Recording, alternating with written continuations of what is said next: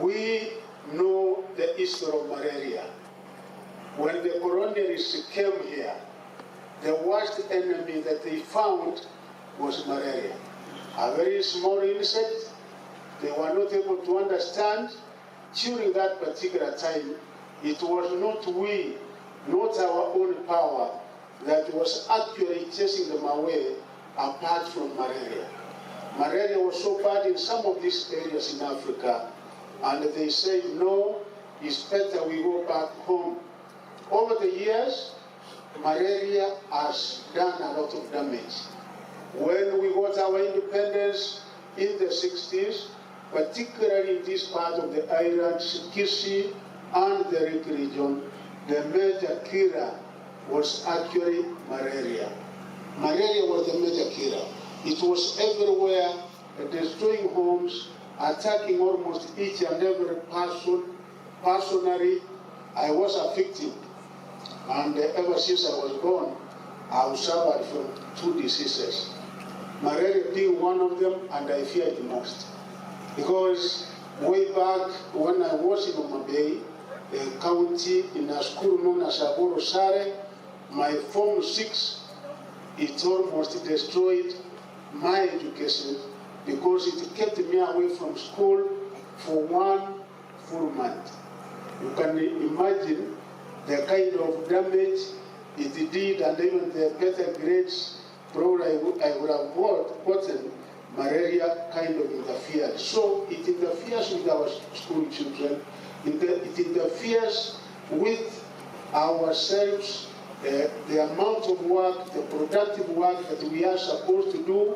Sometimes because of sickness out of malaria, we are not able to produce and offer our best because of this disease known as malaria. The other one which I fear most, I said, I've suffered from only 2 diseases ever since the time I was born. That one.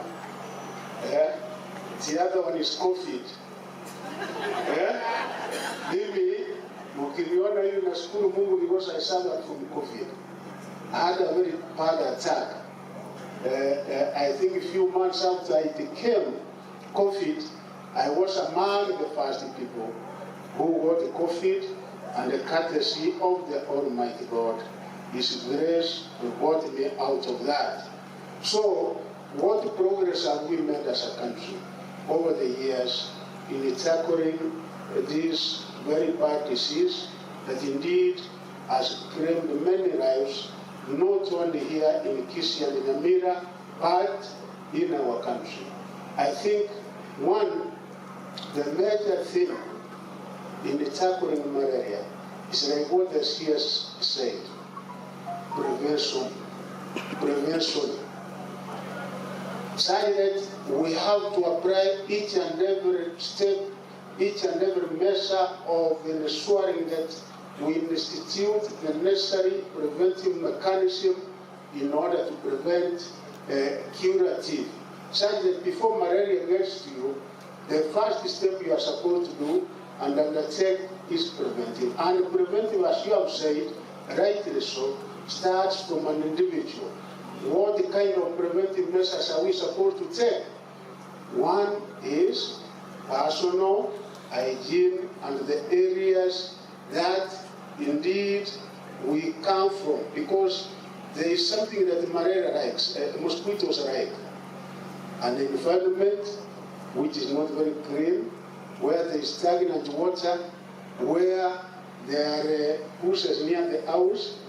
Those are the areas that mosquitoes arrive. So we have to attack and make sure that we don't make it conducive for mosquitoes to be in the places where they arrive. Such that has to start from an individual. Madam said government has been able to provide 16 million mosquito nets. Kindly let us make sure that we make use of the mosquito nets that are given to us, such that we don't use the mosquito nets for any other purpose apart from the purpose for which the mosquito nets are intended. Because if we use them, then mosquitoes cannot be able to get into you, to bite you, and in the process to contract the much-feared malaria. I thank the ministry. It has been a multi-agency, multi-sectoral approach where the government, the development partners, the county governments, we have been able to act as one in a very aggressive manner in order to reduce the national average preference from 11% to 6%, and also to thank Nyamira County for reducing it from 8.9 to 1%. But there is something which was said by Madam Josephine Buru, that when they went around offering free testing, women and the children were able to present themselves.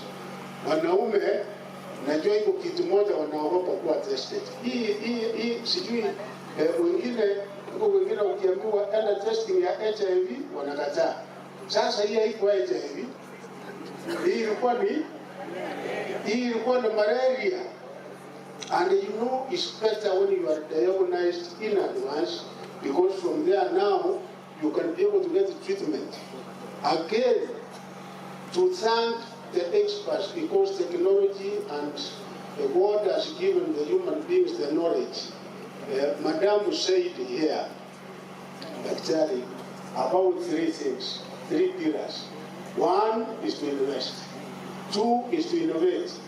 Today, as I was talking to my vice chancellors and chairs of university councils, we were talking about the major mandate of our universities being research and innovation, and also implementation, because if you invest and innovate without implementation, then you will not have done much. So let us have creative and innovative ways of dealing with this particular problem of malaria. And once we make use of the three pillars, for sure we should be able to conquer and we should be able to overcome malaria, such that the prevalence should reduce from 6%, Madam CS, to 1% countrywide. And actually, if there is anything that we can be able to eliminate as a country, something that we can be able to do away with, is malaria. It is doable. Malaria we can.